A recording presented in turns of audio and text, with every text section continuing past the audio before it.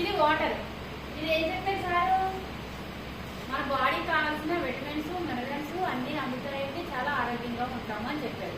మరి ఎలా వాడాలి చెప్పండి సార్? ఎలా వాడాలి చెప్తారు. ఒక వాటర్ బాటిల్లో లీటర్ వాటర్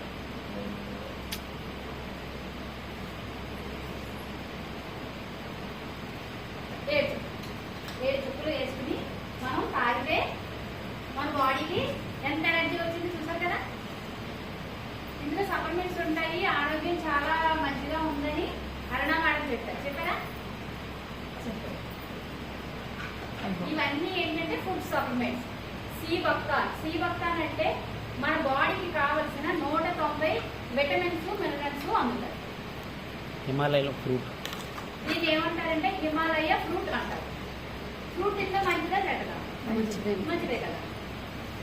ఇది నీమ్. వేపాకు తింటే మంచిదే కదా.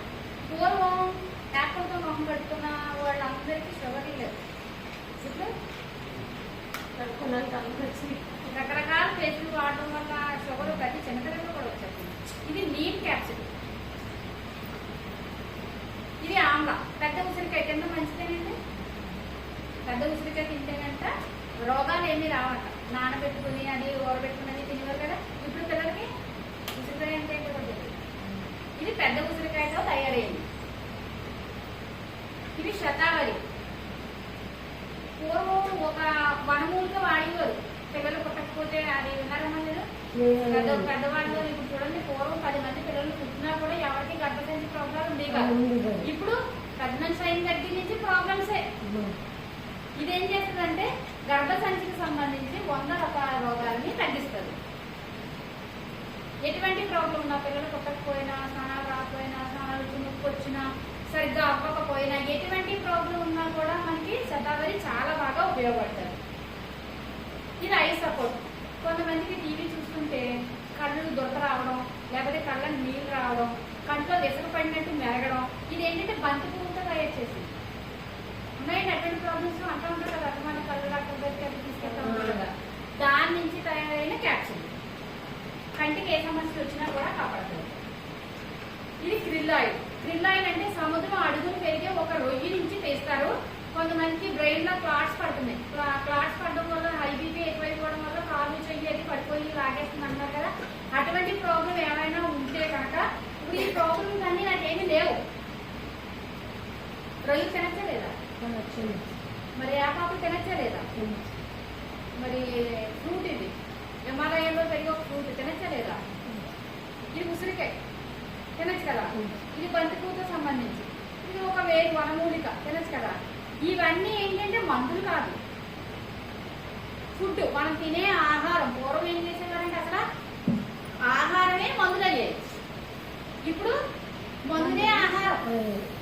అరగడానికి ఒకటి, తినడానికి ఒకటి, అది బయటకు రావడానికి ఒకటి అని మందులు వేస్తున్నారు లేదా?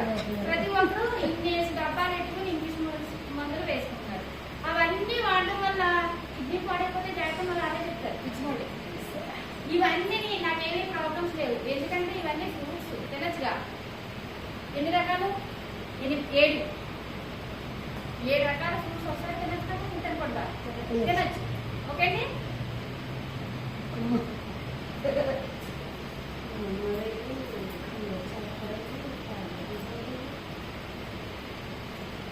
మేడం వాళ్ళు డెమో చేశారు, నేను వేసుకుని చూపించాను. ఓకేనా? బాగుందా?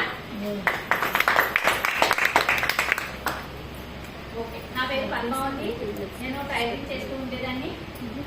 చేసుకున్నప్పుడు నాకు చిన్నప్పటి నుంచి ఒక మంచి కోరిక అనమాట. ఎక్కువ డబ్బులు సంపాదించాలి, మంచిగా ఉండాలి, సన్మానాలు చేయించుకోవాలి, ఏదో మనకి ఇచ్చి నాకు చిన్నప్పటి నుంచి అలా అనుకుంటూ ఉండేదాన్ని. నేను ఒక లేని కుటుంబంలో పుట్టాను. అది సాధ్యమా? ఫ్లైట్ ఎక్కాలమా? ఫ్లైట్ వెళ్ళిన వల్ల బయటకు వచ్చిన వల్ల ఫ్లైట్ ఎక్కి చూస్తుంది. ఇందులో నేను ఎన్నుకుంటాను అనుకునేదాన్ని.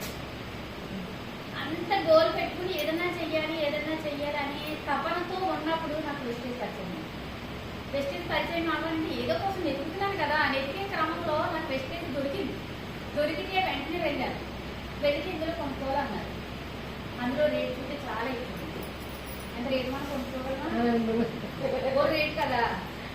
అప్పుడు నేను మేడం అన్నాను, నాకు సబ్బు అంటే ఫస్ట్ నేను సప్లిమెంట్స్ అయితే వెళ్తే కదా కడుపులో వేసింది కదా, మళ్ళీ ఏమైపోతుందని భయం వేసి నేను ఓన్లీ పేస్ట్ అయ్యి చెప్తున్నాను కదా, అసలు వాడి చూద్దామని వెళ్ళి తీసుకుంటే ఒక్కొక్కదాన్ని అంత రేటుందో అవన్నీ తెచ్చుకున్నాను. 2000 రూపాయల సరుకులు మేడం ఇచ్చాడు.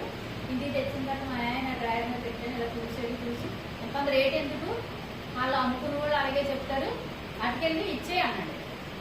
ఇది చీర తెచ్చేసుకున్న తర్వాత ఇచ్చేది మళ్ళీ వాళ్ళు ఏమనుకుంటారు, అదో ఫీల్ కదా. నేనేమనుకున్నానంటే ఇంటి దగ్గర జాకెట్ అయ్యి కుట్టుకుని కానీ ఆ జాకెట్కి సొప్పు ఇచ్చేస్తే అనేసి ఏం చేశానంటే తీసుకుని 2 రోజులు అలా ఉంచేస్తే మా ఆయన అన్నారు ఎవరైనా ఇంకా ఇంట్లోనే కోపడ్డారు. మా ఆయన తెలియకుండా నేను వంటగదిలో మూల ఒకటి, బీరువా కింద ఒకటి, సోఫా కింద ఒకటి, మొత్తం అన్ని ప్లేస్లో మా ఆయన కనబడకుండా దాచేసి వాడికి చాలా బాగుంది, చాలా బాగుంటే గ్యాస్ అయిపోయింది. బండ తీస్తే మా ఆయనకి ప్రొడక్ట్ పెట్టారు. అదిగో చెప్పాను కదా ఎందుకు వాడుతున్నాను అంటే బాగున్నాయి కొనుక్కుంటాను, డబ్బులు మాత్రం ఎక్కువ వాడుతున్నాను అన్న. ఎక్కువేం వాడకండి, ఒక్కొక్కటి ఆల్రెడీ కొనుక్కుంటాను అని చెప్తే ఫస్ట్ నెల కొనుక్కున్నాను, 2వ నెల మరి కొనుక్కున్న వాళ్ళు వదలట్లేదు జరగడం కొనుక్కోమంటారు లేదా. వాళ్ళు మేడం మళ్ళీ వచ్చారు కొనుక్కోమని, వస్తే ఏంటి మళ్ళీ కొనుక్కోమంటున్నారు బాబు, మా ఆయన చూస్తే ఇలా చెప్తున్నాడు, ఈ చూస్తే ఇలా అంటుందంటే ఆవిడ అన్నారు ఇవి మంచిగా కదండి బాగున్నాయా అని అడిగారు. నాకు కూడా ఇలా డెమో చూపించారు, బాగున్నాయి కదా. అదే విషయం మీ ఫ్లాట్ కదండి, మీ ఫ్లాట్లో చెప్పండి అన్నారు. సరే ఇదేదో బాగుంది కదా, నేనేం చేశానంటే 3500 రూపాయల సరుకులు కొనేసుకుని తెచ్చుకుని 900 పెట్టుకున్నాను. తినే ఉంది 3500 అయిపోయింది, సామాన్ మాత్రం తినే ఉంది.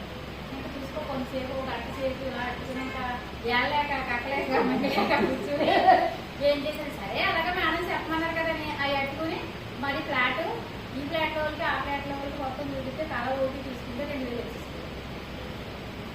అమ్మయ్య అని అనిపించింది నాకు. ఇంకా 1500 రూపాయలు 1500 రూపాయలు మనం ఇంట్లో వాడుకుంటాం కదా, 1500 ఇంట్లో వాడుకున్నాను.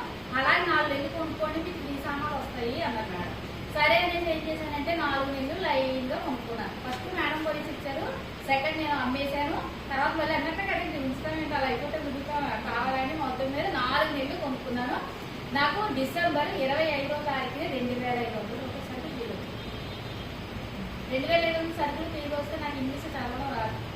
చదవడం రాకపోతే మొబైల్ మెసేజ్ వచ్చింది, మా ఊరికి మెసేజ్ చూపించి నాకు 2500 సరుకులు వస్తాయన్నారు కదా మేడం వచ్చి అని చెప్పారు, ఇదిగో అని చూపిస్తే మా ఓడు అన్నాడు ఇది 25వ తారీఖు అమ్మా, అది తారీఖు అన్నాడు.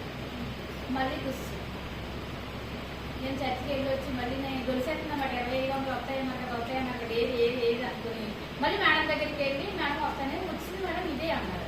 అయితే నాకు అర్జెంట్గా నాకు సామాన్లు ఇప్పించండి అని చూపించింది. వెంటనే ఆవిడ కూడా వెళ్ళిపోయాను షాప్కి. వెళ్ళిపోతే 2500 సరుకులకి ఏం కావాలండి, నాకు ఏమి ఇష్టం వంటకం ఇష్టం కదా. అంటే మరి ఎక్కువ వేసేస్తున్నారని తిడతారు ఇంట్లోని, ఎక్కువ కొన్నెవరు అలాంటి నూనె ఎక్కువ ఉంటే బాగుంటుంది. నూనె బోట్లు అప్పుడు అయితే 6 బాటిల్ తీయచ్చు. అసలు ఆనందం నాకు వేయవచ్చు అనిపించింది, చాలా బాగా నచ్చింది నాకు. 2500 రూపాయలు సామాన్లు ఎవరుతారండి అసలు ఏ షాప్లో కూడా ఇవ్వలేదు. అప్పుడు ఇదే విషయాన్ని అందరికీ చెప్పమని అదే కదా, ఇది దగ్గర ఏమి డబ్బులు ఏమి పెట్టుబడి పెట్టమనట్లేదు, ఇంకొకరు చెప్పమంటారు. అలా అనేసి మా ఇంట్లో వాళ్ళందరికీ చెప్పడం స్టార్ట్ చేశాను, మన పక్క వాళ్ళకి నైరుడు మొత్తం అందరికీ చెప్పడం స్టార్ట్ చేశాను. అలా చెప్పగా ఇప్పుడు నా ఇన్కమ్ 36,000 బాగుంది కదా. నేనేమి పెట్టుబడి పెట్టలేదు, ఈ లాభం ఎలా వచ్చింది